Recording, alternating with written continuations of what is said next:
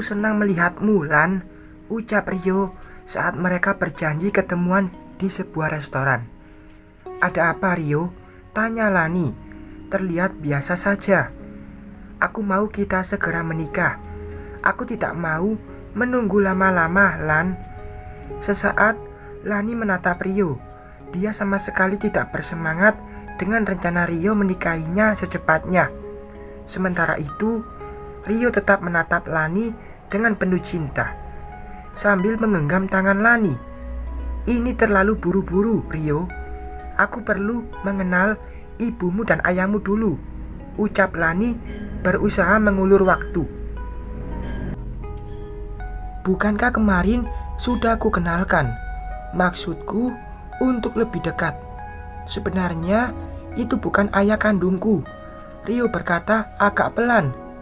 Maksudnya, tanya Lani. Ibuku menikah lagi saat itu. Aku sedang kuliah di Malaysia. Oh, begitu. Sebenarnya aku punya saudara tiri, tapi kami tidak pernah bertemu atau saling kenal semenjak dia menghilang. Mimiku membakar semua foto-fotonya agar ayah tiriku bisa melupakannya, meskipun itu sia-sia. Menghilang kenapa? Tanya Lani tertarik dengan cerita Rio. Aku dengar setelah dia melahirkan, dia meninggalkan bayinya dan pergi dengan mantan pacarnya dulu. Aku lihat mimimu sangat hebat mendidikmu. Kamu lelaki yang baik dan sangat sopan. Rio tersenyum menatap Lani. Pujian yang keluar dari mulut Lani membuatnya seperti di awan-awan. Lani berhasil membuat Rio bertekuk lutut dan sangat mencintainya. Ayo ikut aku, ajak Rio keluar dari restoran. Lani hanya menuruti kemana arah langkah Rio tanpa bertanya. Baginya, melihat Rio mencintainya sudah cukup untuk rencana yang akan dilakukannya. Dan ternyata Rio mengajak Lani ke toko perhiasan. Mas, aku mau kalung itu, ucap Rio menunjuk ke etalase perhiasan yang terpajang. Baik mas, jawab penjual perhiasan. Lani tersenyum manis, berdiri di samping Rio. Banyak perhiasan mahal, tidak begitu menarik perhatiannya. Yang ada dalam pikirannya, bagaimana cara membuat Rio semakin mencintainya. Lan, sini.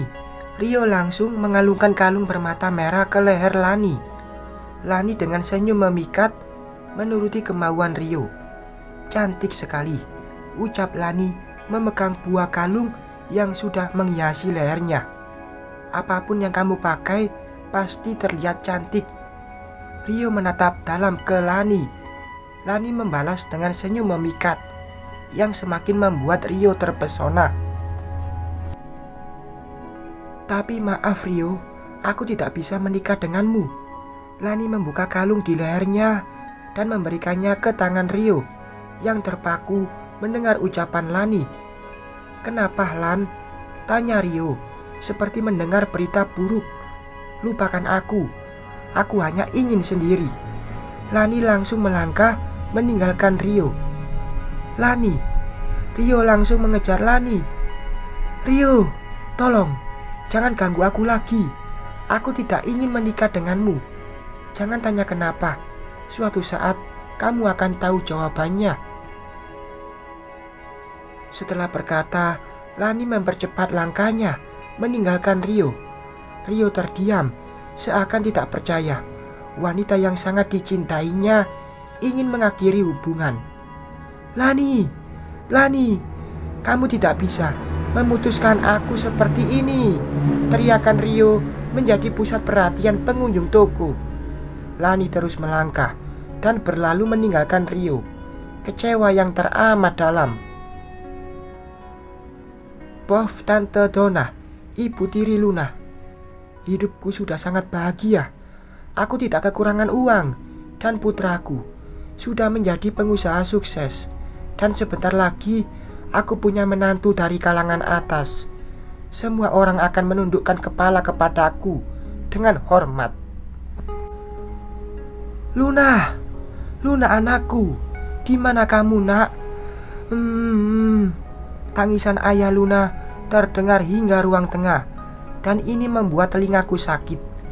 Lelaki tua penyakitan ini menggangguku saja. Mas, anakmu sudah mati, jadi belajarlah untuk menerima keadaan ini. Aku kesal mendengar ratapannya. Tidak, Luna belum meninggal. Jangan coba-coba mengatakan itu lagi. Ayah Luna terlihat sangat marah dengan ucapanku. Terserah kamu, tapi jangan ribut dengan tangisanmu itu. Kalau bukan karena sebuah status, aku sudah lama mencampakkan lelaki ini. Semua karena Rio juga. Dia malu aku cerai lagi. Dan kalau dia masih kubiarkan tinggal bersamaku, itu akan membuat orang-orang memandang baik kepadaku karena setia dengan suami penyakitan dan ikhlas mengurusnya. Semua demi pencitraan. Aku duduk santai menonton televisi sambil menikmati secangkir kopi hangat. Apalagi yang akan aku cari dari hidup ini? Aku berharap Rio secepatnya menikah dan memberiku cucu. Aku tidak mau hidup kesepian di hari tuaku. Rio satu-satunya garis keturunanku yang berhasil aku didik dengan baik. Aku bangga dengan diriku sendiri. Mimi. Aku tidak sanggup lagi, Mi. Aku sangat terkejut melihat putraku pulang dalam keadaan mabuk. Aku langsung bangkit berdiri dan menghampirinya. Rio, kenapa kamu nak?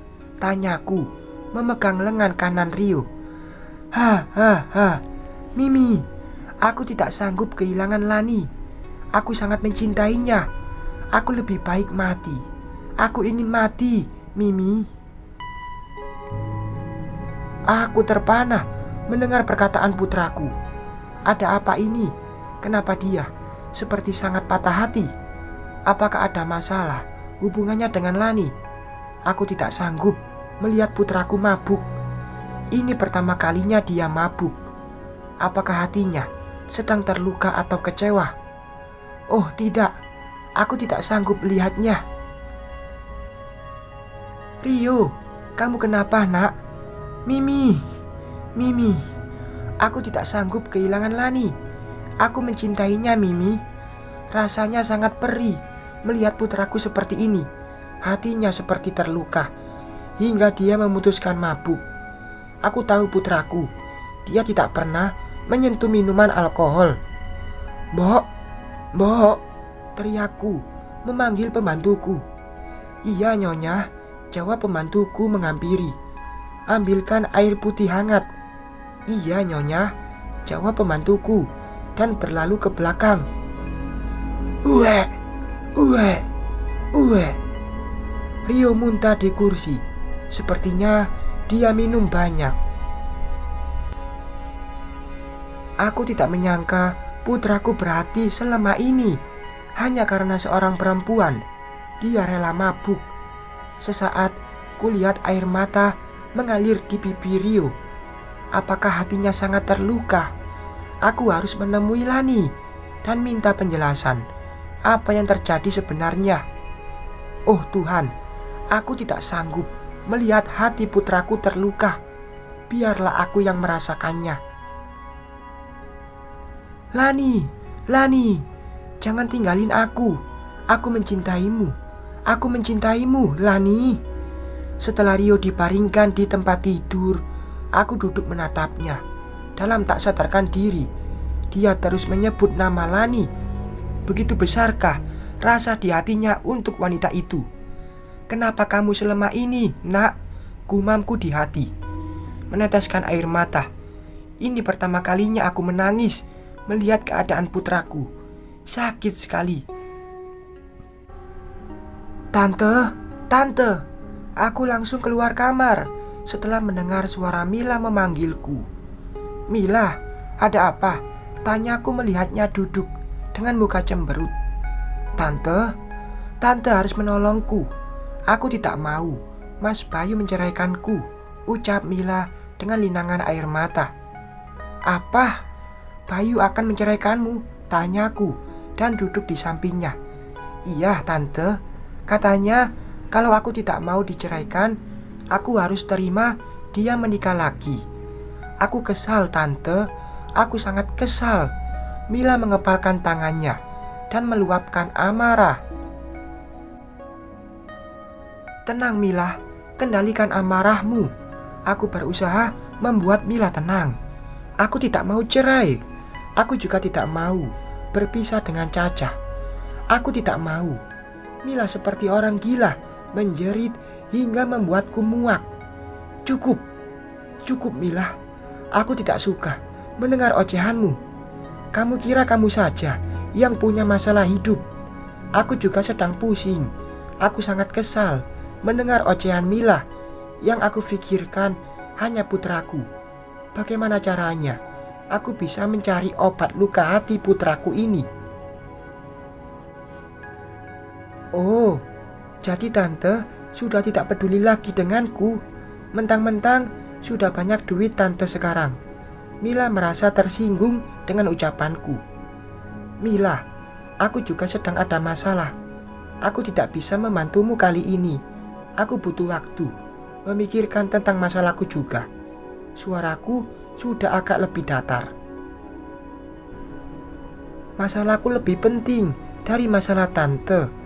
Aku tidak mau tahu. Tante harus membantuku seperti biasanya. Mila langsung bangkit melangkah ke pintu. Aku tetap diam, menahan emosi. Kali ini yang aku pikirkan hanya Rio, bukan Mila. Apa yang harus kulakukan agar hati anakku tidak terluka? Oh Tuhan, kenapa hatiku sangat teriris melihat kekecewaan di putraku. Bersambung.